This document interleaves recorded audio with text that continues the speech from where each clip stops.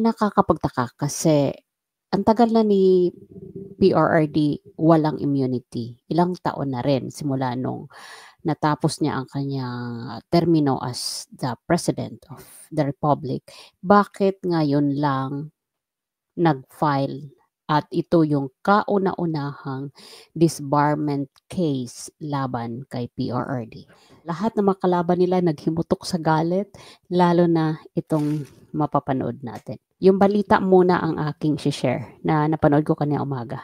Naghain ng disbarment complaint sa Korte Suprema ang mga kaanak ng mga biktima ng umano'y extrajudicial killings ni dating Pangulong Rodrigo, laban kay dating Pangulong Rodrigo Duterte. Para sa iba pang detalye, makakausap natin sa linya ng telepono si Ria Fernandez. Ria, ano ba daw itong nag-udyok sa kanila na ipadisbar si dating Pangulong Duterte? Ruth, nakakapit ngayon ang mga kaanak ng mga biktima ng extrajudicial killing sa dasal na matanggalan na ng lisensya bilang abogado si dating Pangulong Rodrigo Duterte. Kanina, sanipuwersa ang ilan sa kanila kasama ang human rights advocate group na Karapatan sa paghahain sa Korte Suprema ng kauna-unahang disbarment case laban sa dating Pangulo, 3 taon mula nang matapos ang kanyang termino. Kasunod daw ito ng plano ni Duterte tumayong abogado para sa anak niya si Vice President Sara Duterte sakaling umusad ang impeachment proceeding laban sa kanya. Sa kanilang 24 na pahinang petisyon, iginit nilang lumabag sa Code of Professional Responsibility and Accountability ang dating lider ng bansa, kaya hindi raw umano siya maituturing na isang huwarang alagad ng batas. Patunay raw rito ang sandamakmak na mga balita tungkol sa pagmumura, pambabastos at pagpatay umano ni Duterte. Idagdag pa raw dyan ang naging pag-amin daw nito sa House Quadcom hearing tungkol sa death squad. Umaasa ang mga complainant na agad na aksyonan ng kataas-taasang hukuman ang kanilang reklamo. Ang tanong ko lang, itong mga iilan sa mga yan na nagtaas ng papel at sumuporta dito sa disbarment case, ay nakasama rin ito sila ni PRRD during the Senate and the Congress hearing nung pinatawag si PRRD. Kung talagang may pananagutan ang dating Pangulo, eto yung mas mataas. Eto ang mas may power, yung ating mga korte. Bakit hindi nila dito diniretso? Bakit kailangan pa nila mapahiya doon sa mga hearing na kanilang inatinan kaysa sa dito na talagang ito yung tamang venue para sa mga kaso? So, alam nyo kung bakit ginagawa nila ito. Hindi kasi nila napabagsak si PRRD noong umattend sila ng mga hearing about EJK. Kaya dito sila nagbabaka sakali ulit sa disbarment. Baka sakaling makaganti sila kung ma-disbar ang dating Pangulo. Alam nyo, yung parang frustration na lang ito ng iilan sa mga nandyan. Kasi hindi nila mapabagsak-bagsak ang mag-ama. Kaya ito yung huli nilang naisip. And remember, sinabi ni Super Ate na trillion ang budget para i-impeach si BP Sara. Hindi lang naman yan ipopondo doon sa impeachment, kundi pati na rin sa mga paninira. Kaya nga marami silang mga paid vlogger, di ba? Sabi, di umano at si PBBM din ay umamin yan na may mga trolls sila. So yan ba yung budget na sinasabi ni Super Ate na trillion ang ibinudget sa impeachment? Kasama na ba sa trillion yung mga paid vlogger? Alam ko ba sa sinasabi ni Franz Castro noon sa isang interview na noong na-announce ni BP Sara na isa sa legal team ng kanyang sa impeachment proceeding ay ang kanyang ama, 'di ba? Agad-agad nagpa-interview si Castro. Anong sabi? Okay lang 'yan kasi wala naman daw magandang performance si PRRD as a lawyer. Wala naman daw siya naririnig na nagsa-shine ito as a lawyer. Pero ang sabi din niya, well, karapatan niya naman yan na kunin niya ang tatay niya o karapatan din ni ni PRRD na maging legal team ng anak niya. Pero sa kabilang banda, criticize niya ang PRRD na wala daw ito for 4 months. Kumbaga hindi to nagsashine as a lawyer. Kung ganyan ang paninira ninyo na wala siyang magandang performance during legal practice, yan ang pinoproblema nyo na hindi ninyo hahayaang makaupo ang isa pang Duterte. Why? Natatakot kayo na baka ang isa pang Duterte maging mabagsik muli. Which is yan ang gusto ng taong bayan. At pag-uusapan natin mamaya yung pagiging supportive pa rin ng taong bayan na sinasabi ni De Lima, mas marami ang naniniwala na i-impeach si BP Sara. Kaya mamaya, meron tayong isi-share dito na screen o video ng mga survey ng ilang mga vlogger. At dito natin mapapatunayan na yung sinasabi ni De Lima na mas marami pa rin ang sumusuporta na ma-impeach si BP Sara ay ma-debunk natin. Okay? So ngayon, eto isa sa mga pahayag ni Castro. I-share natin ha. Yung sabi ni Sara na tatakbo siya sa 2024. Well, gano'n naman ang mga Duterte, no? Sabihin nila tatakbo, tapos hindi. Pero mukhang nagpalakas ng loob sa kanya. No? Ngayon niya sinasabi yan, yung mukhang itong mga kilos ng Iglesia ni Cristo. Pero, well, sana hindi siya manalo. Diba? Diba? So ngayon pa lang, sa pahayag na yan, di ba parang statement ng talunan? Kasi alam naman nila na yung INC rally ay hindi kasi papabor sa kanila. Kaya ganito na lang ang kanilang statement na sana hindi manalo. Pero kung pabor sa kanila, hindi yan ang magiging linyada nila, di ba? So now dito tayo sa iisa. Itong itong balita na seryosong kinoconsider ni BP Sara yung pagtakbo sa 2028. Mukhang dito sila umiyak sa mga pahayag na ito ng ating mainstream media. Ni Vice President Sara Duterte na posible siyang tumakbo sa 2028 presidential elections. Para sa isang kaalyado ng mga Duterte, patunay ang peace rally ng Iglesia ni Cristo sa dami ng mga sumusuporta kay VP Sara. Nasa frontline ng balitang yan, si Camille Samonte. Mismong si Vice President Sara Duterte na ang nagsabi, seryoso niyang pinag-iisipan ang pagtakbo sa 2028 presidential elections. Sinabi niya yan habang nasa isang meet and greet sa mga OFW sa Tokyo, Japan. Walang direktang binanggit ang bise kung para ba sa pagkapangulo ang tatakbuhan niya. Pero matunog ang pangalan ni VP Sara para sa pinakamataas na posisyon sa 2028. Seryosong pinag-iisipan. Wala pang pronouncement na firm. Pinag-iisipan pa lang. Seryoso niyang kinoconsider. Pero wala pa siyang direct pronouncement na yes, I am running for president in 2028. Wala pa, 'di ba? Wala pang ganon, pero ang dami nang umiiyak. Ang dami nagngangawa. So, dapat nga, kung meron man dito umiiyak, ang mga Duterte kasi nga, yung mga kaalyado nilang mga kandidato ay tumalikod na sa kanila. Ilan na lang ang PDP. Diba? Sabi nga ni PRRD, kahit mag-isa na lang siya, hindi siya nag-aalala. Pero bakit ganito kaingay? Ito si De Lima, si Trillanes, si Castro. They are the most interviewed antagonists of the Dutertes. Halos araw-araw ma-interview sila. Ang mga Duterte, tahimik. Diba? Kung meron man silang statement na inilalabas sa harap ng mga supporters nila, hindi sa mga mainstream media.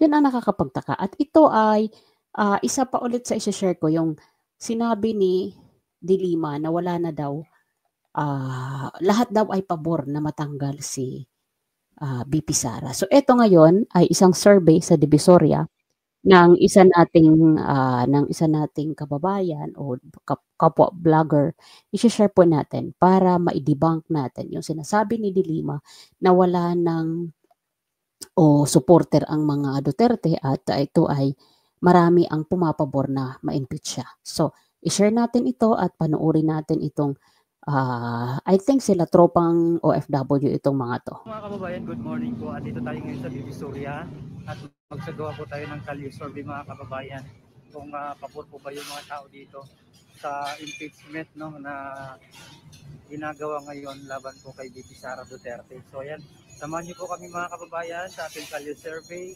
ngayong umaga dito po sa Divisoria. Ayan. Iba'y pabor o hindi pabor? Saan? Sa impeachment. Impeachment. Impeachment. Hindi. Hindi po ka pabor, hindi pabor si ate. Bakit po hindi po kayo pabor te? Gusto ko kasi si Sara eh. At saka siguro mas maganda kung unahin muna nila yung iba.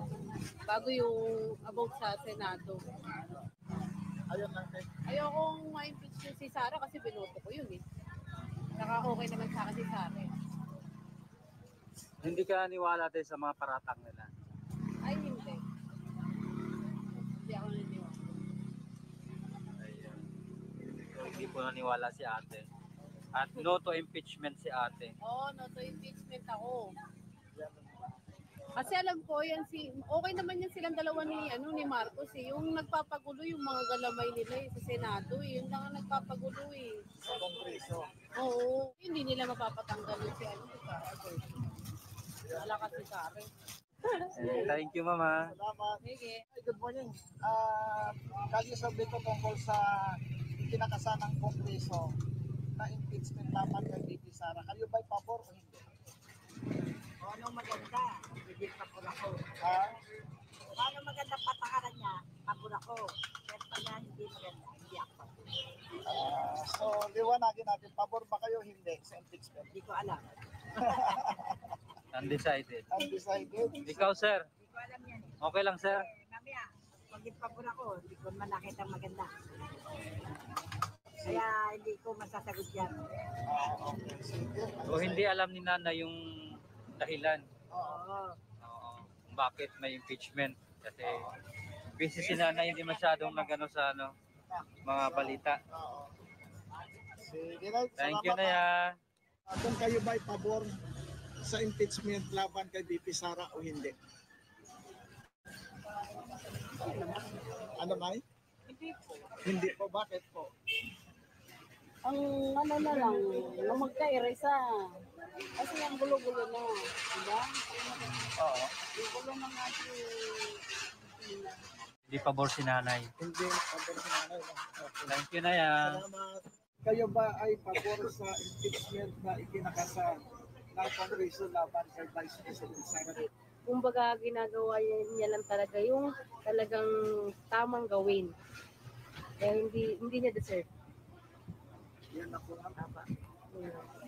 Salamat. Isang tanong na lang ma'am, sino po yung mas pinagkatiwalaan nyo? Si VP Sara or si President Marcos? VP Sara. Bakit may mas tiwala kayo kay VP Sara kay Presidente? Kasi po, base po din po sa tawag dito, sa tatay niya, bukod po doon ay naging ano na rin po siya sa Davao. Kumbaga po parang talagang siya, ang tawag ito? Kumbaga siya talagang tapat po talaga sa kanyang gawain. Tapos, kumbaga po, may ano siya, kumbaga focus po talaga siya. Yung inaayos niya yung gulo, inaayos niya yung gusot. Kahit sino man po matapakan, sobrang tapang niya eh. Yun ang kinabilib ko sa kanya, sa sobrang tapang niya. Yun lang. So anong mensahe mo kay VP Sara ma'am sa lahat ng mga isyong kinakaharap niya ngayon? Mga binabato sa kanya ng especially sa Congress. Mensahe ko lang po kay Vice President Sara Duterte. Alam ko po sa tapang mo yan, kaya mo po lahat ng ibinabato sa iyo. Kasi alam ko po na, at alam din po ng lahat ng karamihan na inosente ka po at wala ka pong ginagawang, at hindi mo deserve na ma-impeach.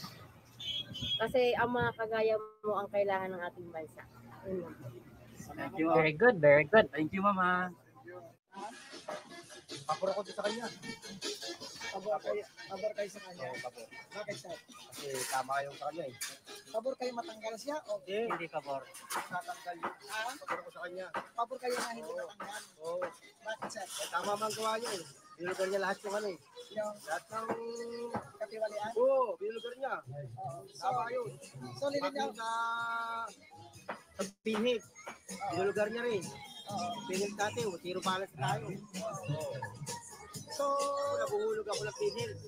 Taon-taon. Bawat isang taon nahuhulog ko sa pinhit. Pagkakas, pinhit. so kayo pabor, hindi pabor Ay, hindi ko pabor sa ganun na ano. na matanggal? Hindi. Oo, hindi pabor. Okay. Sa kanila. Kanino ka may mas tiwala? Kay VP Sara or kay President Marcos? Kay Sara. VP Sara. Ako, tiwala kasi hindi ko sa kanya, hindi siya magnanakaw eh. So, Binulugar niya nga yung ano eh, yung corruption. Binulugar niya. kayo ba'y pabor na sa impeachment kay VP Sara? Yung pabor, Matanggal sa Yung pwesto. hindi, manatili siya. Hindi kayo pabor. Hindi ka pabor na matanggal si VP Sara. Bakit po hindi, sir? Kasi yung tatay niya yung tatay niya talaga yun talaga yung ano, for example yung sa mga drugs, siya talaga nagpuksa ng mga mga kriminal, sa mga drug addict, kumonti na lang, pero ngayon dumami na ulit. Yun lang. So, hindi ka pabor, sir? Oo. Hindi pabor si sir sa impeachment? Hindi kayo pabor. Ah. So, isang tanong sir, kung kayo tatanungin, sino ang pinakatiwalaan mo? Si VP Sara o si Marcos? Si VP Sara. Bakit sir? Kasi Mas may tiwala ka kay VP Sara compared kay President Marcos? Oo. May mas tiwala ako kay VP Sara. Sige, salamat. Thank you, sir. Ayan, ma'am. Tanong lang namin, ma'am, kung kayo po ba'y pabor or hindi pabor sa ginagawa nila ngayong impeachment para kay VP Sara. Yan, impeachment meaning tatanggalin si VP Sara sa pwesto niya. Pabor po ba kayo na matanggal siya or hindi kayo pabor? Hindi. Hindi kayo pabor na matanggal. Bakit ma'am? Kasi hindi pa naman po siya nasa-judge kung talagang totoo po yung ginawa niya o hindi.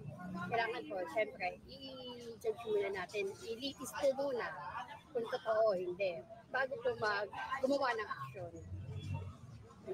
Thank you, ma'am. Isang tanong na lang, ma'am. Kanino po kayo mas may tiwala? Kay VP Sara or kay President Marcos? Sa kanilang dalawa bilang malaking pinakamataas na leader sa ating bansa, kanino po kayo mas may tiwala? Same lang naman po. Same lang. Opo. Thank you, mama. Thank you po. Tatanong lang po namin, ma'am, kung kayo po ba'y pabor or hindi pabor sa ginagawa nilang impeachment laban kay VP Sara Duterte. Ay, hindi kami pabor. Hindi po kayo pabor. Bakit po hindi po kayo pabor, ma'am? Kasi, kung tutusin, di ba, kuya, sa ginawa ng bansa natin, yung pagpupo pa lang ni Duterte, di ba, nakita mo naman yung klaradong nagawa niya, di ba? Galaw agad. Yun lang. Hindi pabor si ma'am. Hindi kayo pabor. Yan, isang tanong na lang, ma'am. Isang tanong na lang, ma'am. Kanino po kayo mas may tiwala? Kay VP Sara or kay President Oh, Marcos? no. Bilang sila yung pinakamataas na leader ng ating bansa. Sa when it comes sa kanilang trabaho, kung sino yung the best na nag-perform talaga, nagtrabaho talaga para sa mga Pilipino. Para lang sa Pilipino, ha? Hindi naman sa bias, ha? Kasi nung panahon talaga ng tatay niya, okay. Kaya kami, di ba? Pero yung ngayon kasi, parang parang napabayaan ng Pilipinas. Pabor kaming kay Sara ulit. Pabor kayo kay Sara. Tatakbo na siya, ma'am, sa 2028. Suportahan niyo po ba siya? Siyempre, lahat kami suporta. Thank you, mama. Pabor po ba kayo pabor pa po kayo or hindi pabor doon sa impeachment na ginagawa nila laban kay VP Sara? Ano pong Impeachment, pinapa-impeach po nila si VP Sara, pinapatanggal. Tatanggalin siya sa pwesto. Ay, hindi po. Kasi po Kayo ba pabor? Hindi. Hindi po pabor. Kasi po naniniwala po ako kay VP Sara kasi supporter po ako sa father niya. linya po, nung naging presidente si Duterte, napaayos niya po yung Pilipinas, naging maayos yung mga yung mga kalagayan dito sa Pinas, nawala yung drugs, kaya yung marami na naging matino dahil sa kanya. Kaya okay lang po na hindi po ako pabor na mawala si Vice President. Pangalawang tanong, ma'am. Kayo ba, kanino ba kayo may tiwala? Kay VP Sara o kay President Bongbong Marcos? Para po sa akin kay VP Sara eh. Kasi napatunayan ko na yung gawa ng tatay niya eh. Yun ako po. Salamat. Thank you, ma'am. Ayan. Sir, kayo po ba'y pabor na ma-impeach si VP Sara or hindi? Hindi. Hindi po. Bakit po hindi po kayo pabor, sir, na matanggal si VP Sara? Mas maganda yung pamamahalan ni VP Sara eh. So, kanino kayo ba may tiwala? Kay VP Sara o kay President Bongbong Marcos? Kay VP Sara. Kasi nung nakaraan, maganda yung pamamahalan ng tatay niya eh. Salamat, sir, ha? Salamat. Syukran. Sana manalo si VP Sara. Tatakbo na siya sa 2028. Nagpahayag na siya. Susuportahan niyo po ba siya? Buong pamilya namin, VP Sara kami. Walang Marcos. Wow. Nangako si Marcos nanay, mumura yung Gas. mga kanin. Gas? Puro pa nga ako, napapakot. Taga saan po kayo, sir? Sa Pier South. Karamihan doon, VP Sara sila. Maraming mga Muslim na Muslim. support Maraming si Muslim Duterte, na no? supported kay Duterte. Na-try namin na sila eh. Salamat, sir. Syukran, ha? Salamat. Ma'am, magandang umaga. Kayo ba pabor sa impeachment ni VP Sara? O yung pabor, Opinion na po, ma'am. matatanggal siya, yung hindi, mananatili. Kung kayo, paano mo? Pabor ba kayo o hindi? Hindi po pabor, ma'am. Bakit po hindi po kayo pabor na matanggal si VP Sara? Magaling man muna yun si Sara Duterte. Magaling kasi yun eh. Kaya siya, mas gusto ko man eh. Vice President talaga ng bansa niya. Kaya mas pabor ko na Hindi siya matanggal. And isang tanong na lang, ma'am. Kanino po kayo mas may tiwala? Kay VP Sara or kay President Marcos? kay President Sara pa rin ako. VP Sara. Yun pa rin ako. Thank you, ma'am, ha? Ikaw, sir. Pabor po ba kayo, sir, sa impeachment? Laban kay VP Sara or hindi? Hindi rin. Hindi. Bakit po kayo hindi pabor, sir, sa impeachment? Hindi kasi maganda pang ni pamilyang Duterte. Saka magagaling.